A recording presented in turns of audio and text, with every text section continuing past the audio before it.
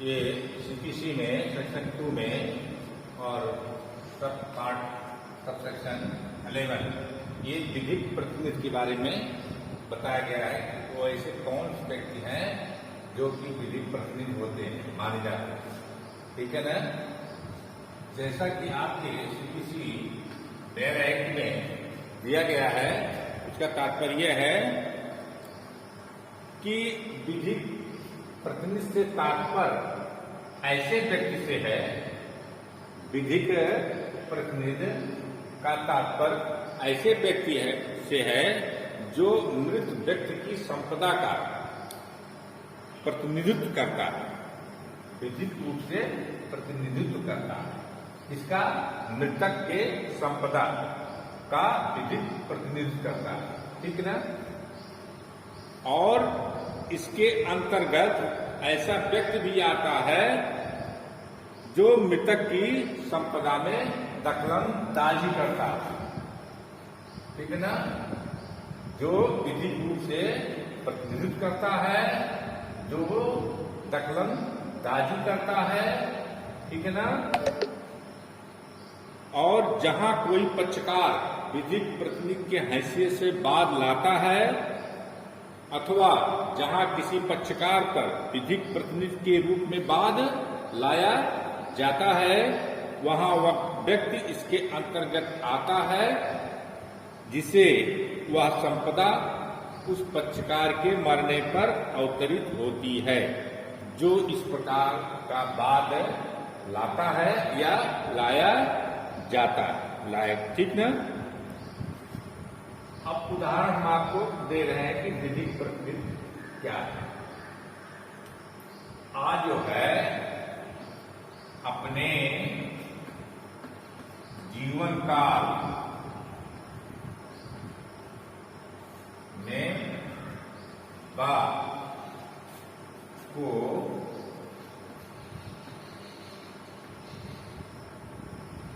संपदा का प्रशासनिक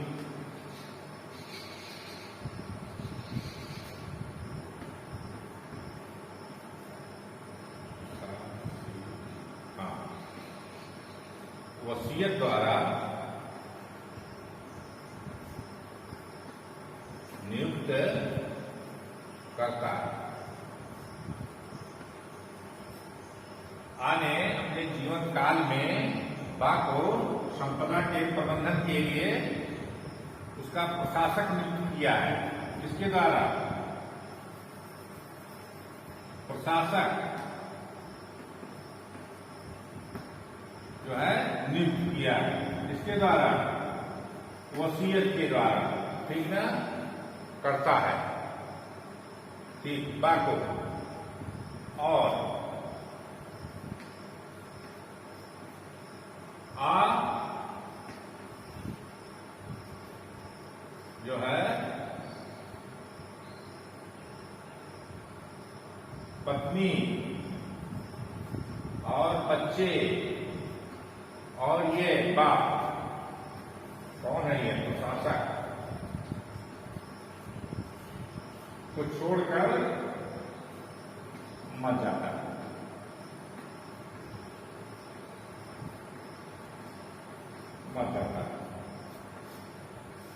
आप अपने जीवन काल में बा को संपदा के प्रबंधन के लिए, व्यवस्था के लिए प्रशासक नियुक्त करता है, जिसके द्वारा वसीयत के द्वारा।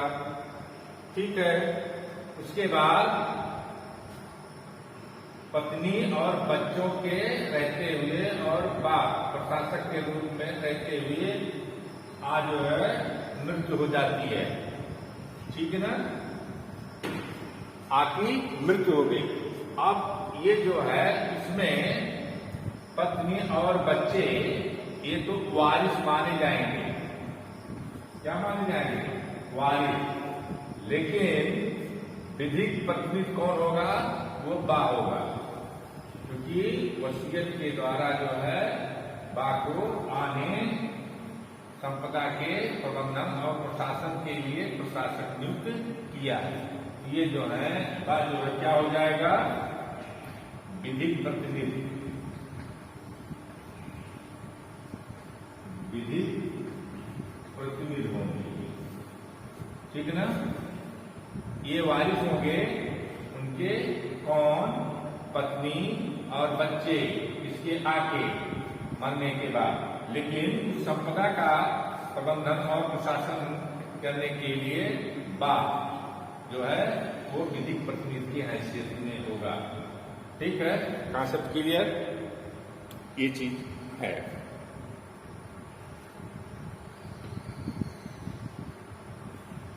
कोई भी व्यक्ति जो है विधिक प्रतिनिधि हो सकता है, ठीक है ना, चाहे उसका उस संपदा में जो है सत्य हो या न हो, या अधिकृत अभिकर्ता न लो, लेकिन मृतक की संपदा में हस्तक्षेप करता है और वास्तविक रूप से मृतक की संपदा पर कब्जा करता है, ठीक ना। ये लेकिन कोई अनधिकृत इल्लीगल वे में किसी व्यक्ति के संपदा पर अवैध कब्जा करता है तो वो विधिक प्रतिनिधि की श्रेणी में नहीं आता है, ठीक ना।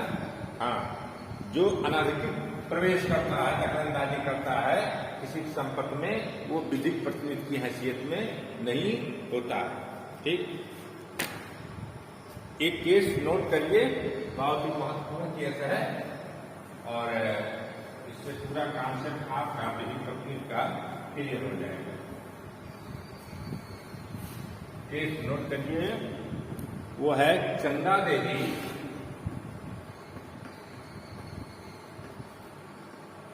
बनाम श्रीनाथ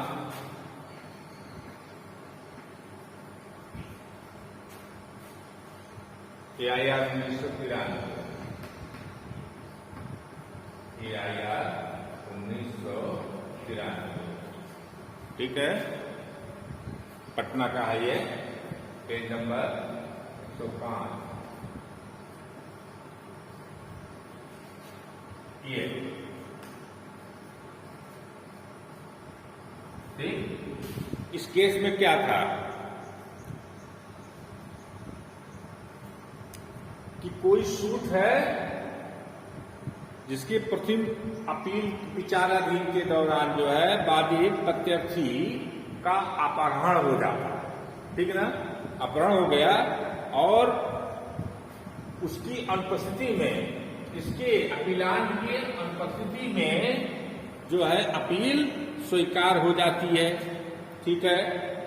तो उसकी पत्नी और बच्चे विचारण न्यायालय में पक्षकार नहीं थे, ठीक ना, विचारण न्यायालय में वो जो है पक्षकार नहीं थे, ठीक है ना। प्रथम अपील,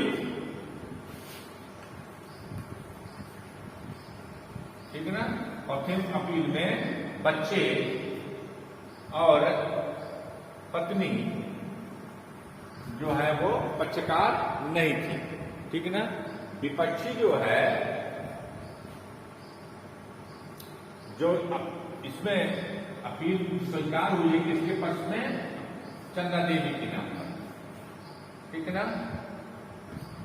अब इसकी सेकंड अपील होती है, क्या होती है, सेकंड अपील, सेकंड अपील, और सेकंड अपील के दौरान उसमें जो है वो पार्टी किसको बनाते हैं, चंदा को, ठीक है ना। और इनके तरफ से ऑब्जेक्शन होता है, नहीं, क्योंकि हम प्रथम अपील में पक्षकार नहीं थे, इसलिए सेकंड अपील हमारे जो है हम उसमें पक्षकार नहीं हो सकते, ठीक है ना, पक्षकार नहीं होंगे, ठीक है ना। तो लेकिन कोर्ट ने क्या कहा, कोर्ट ने यह कहा चूंकि मृतक की जो संपदा है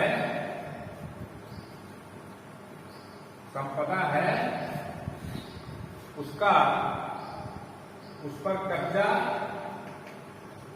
किसका है? मृतक की पत्नी का और बच्चों का है। और उस संपदा का प्रबंधन और सारा कार्य कौन कर रहा है? मृतक की पत्नी कर रहे हैं, उनके बच्चे कर रहे हैं, ठीक है ना।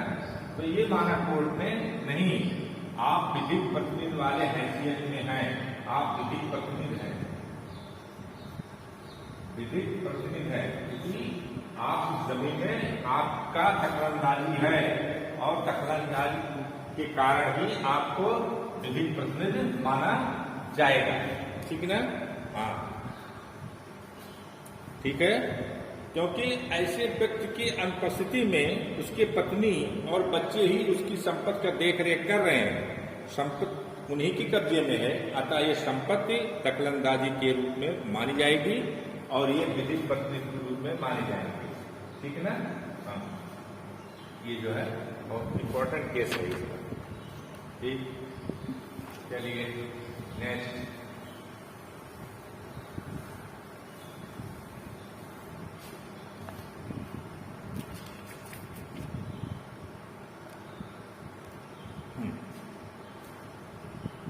अब थोड़ा सा और इम्पोर्टेंट है क्या कि यदि मान लीजिए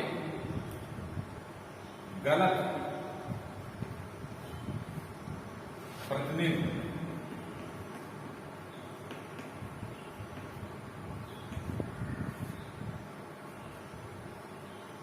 अभिलेख पर आ गया, ठीक, क्या आ गया? गलत प्रतिनिधि अभिलेख पर आ गया। इसका मतलब है कि वैध प्रतिनिधि का गलत प्रतिनिधि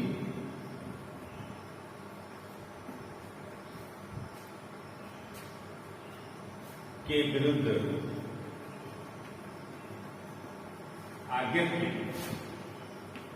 आज्ञप्ति के लिए जिम्मेदार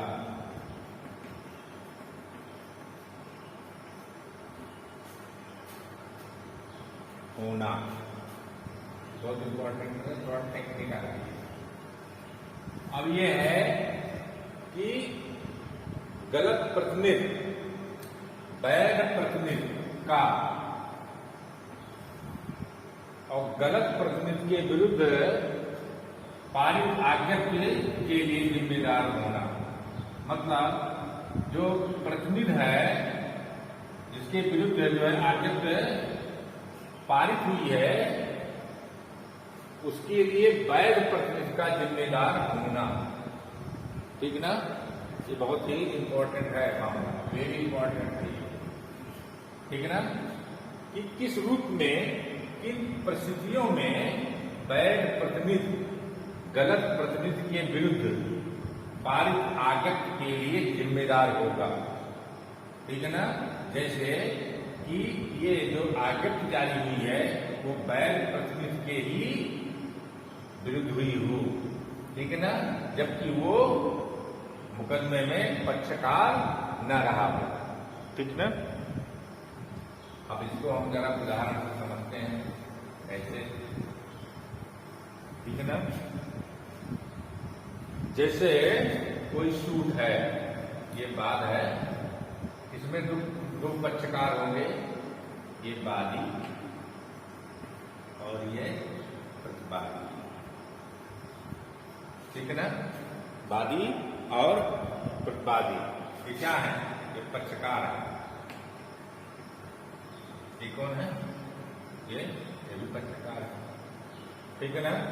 अब इसमें पक्षकार की मृत्यु हो जाती है, मृत्यु चाहे इनकी हो और चाहे इनकी हो, ठीक है ना। चाहे इनकी हो और चाहे इनकी हो, इनकी मरने के बाद दूसरा स्टेप आता है विधिक प्रतिनिधि।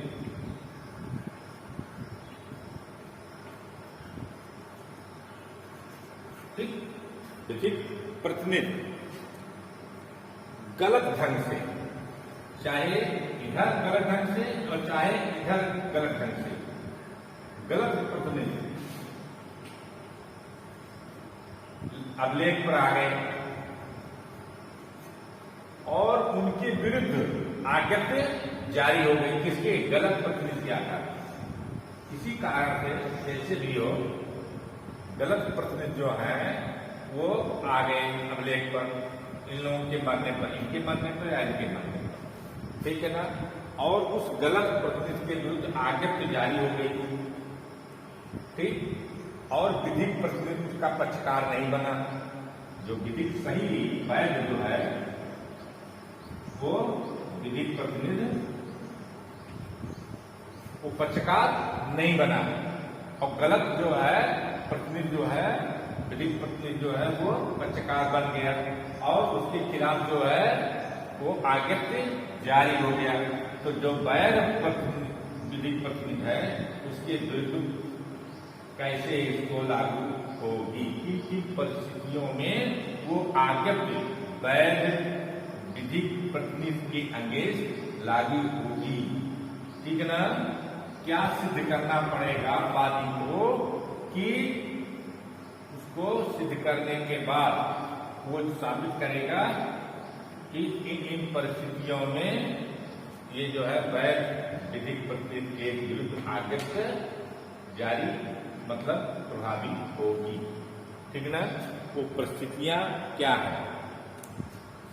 सामान्य रूप से डिक्रीधारी उन्हीं के खिलाफ जो है एग्जीक्यूशन कर सकता है जो उनके मुकदमे में पक्षकार हो, और जो पक्षकार नहीं है, विधिक प्रतिनिधि नहीं है, उसके अगेंस्ट वो उसका एग्जीक्यूशन नहीं करा सकता, ठीक है। लेकिन अगर कोई वैध विधिक प्रतिनिधि है और उसकी जगह कोई गलत विधिक प्रतिनिधि स्थान ले लेता है तो उसके विरुद्ध जो भी आज्ञा जारी की गई है ये माना जाएगा कि ये इन्हीं के खिलाफ आज्ञा जारी की गई है, ठीक है, चाहे वो पक्षकार हो या न, ठीक है ना। ये इसका है। वो प्ली ले सकता है क्योंकि मैं इस मुकदमे में पक्षकार नहीं था, हम अपनी प्रतिष्ठा नहीं कर सके, हम अपनी बात नहीं रख सके, तो ये जो पारित है आज्ञा ये हमारे खिलाफ कैसे प्रभावी होगा। लेकिन ये नहीं माना जाएगा। कुछ परिस्थितियां ऐसी हैं, कुछ तथ्य ऐसे हैं जिनको जो है अगर वादी सिद्ध कर दे न्यायालय में तो ये जो है वैध विधिक प्रतिनिधि के खिलाफ आज्ञा प्रभावी होगी, मानी जाएगी, ठीक है ना। वो परिस्थितियां क्या हैं, उस परिस्थितियों का हम डिटेल आपको दे रहे हैं 1 by 1।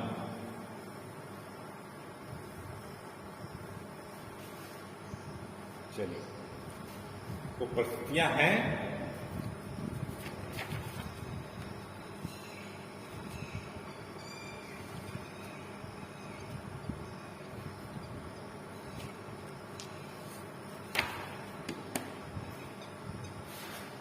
ठीक ना। अगर कोई पक्षकार नहीं है तो जिसके पक्ष में डिक्री जारी की गई है वो जो पक्षकार नहीं है उसके विरुद्ध जो है निष्पादन नहीं करा सकता, उसके विरुद्ध प्रभावी नहीं होगी, सामान्य नियम है। लेकिन उसका परंतु है, वो तथ्य क्या है, जो तथ्य न्यायालय में वादी के द्वारा सिद्ध किए जाएंगे, ठीक ना। नंबर 1, वादी डिक्रीधारी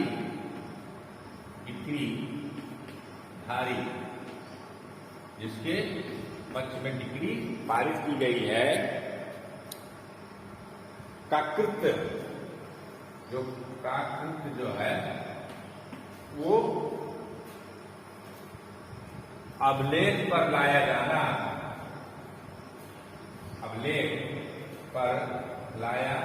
जाना, सद्भावना पूर्वक है, सद्भावना पूर्वक लाया है उसने, ठीक है ना। जो विधिक प्रतिनिधि की हैसियत से जिसको पक्षकार बनाया है डिक्रीधारी ने, वो सद्भावना पूर्वक उन्होंने लाया। दूसरा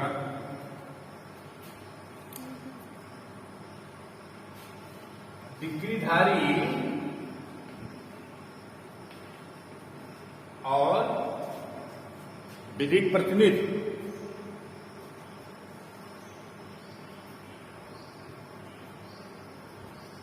बीच कोई कपट जो है, कपट और दुर्लभ संधि नहीं है, ठीक ना।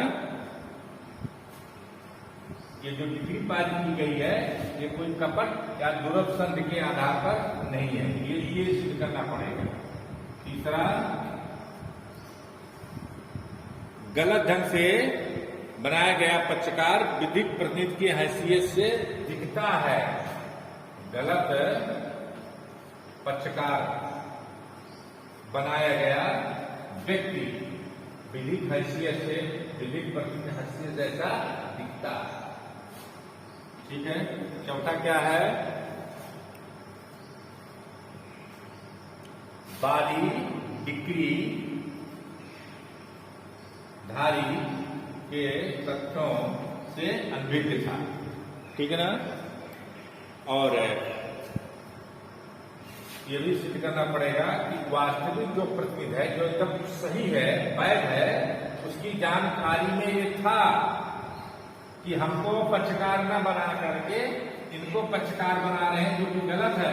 और मुकदमे के दौरान इनको सारी जानकारी थी, लेकिन उस दौरान विचार मुकदमा उसने कोई हस्तक्षेप नहीं किया। तो ये तथ्य अगर ये साबित कर लिया जाएगा कोर्ट, तो ये जो आज्ञप्ति है वो वैध विधिक प्रतिनिधि के विरुद्ध प्रभावी मानी जाएगी, ठीक है। Clear, okay.